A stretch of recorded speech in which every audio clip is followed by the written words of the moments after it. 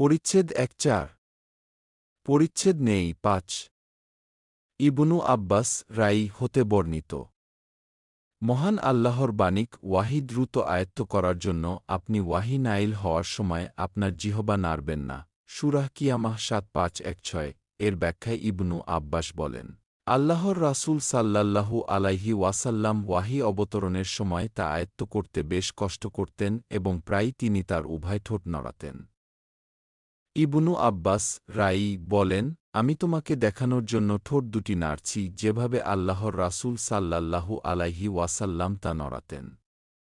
তার শিষ্যদের বলেন, আমি ইবনু আব্বাস রাই কে যেরূপে তার ঠোঁট দুটি নড়াতে দেখেছি সেভাবেই আমার ঠোঁট দুটি নড়াচ্ছি, এই বলে তিনি তার ঠোঁট দুটি নড়ালেন। এ সম্পর্কে আল্লাহ তাআলা অবতীর্ণ করলেন, ওয়াহি দ্রুত আয়ত্ত করার জন্য আপনি ওয়াহি নাইল হবার সময় আপনার জিহবা নড়াবেন না।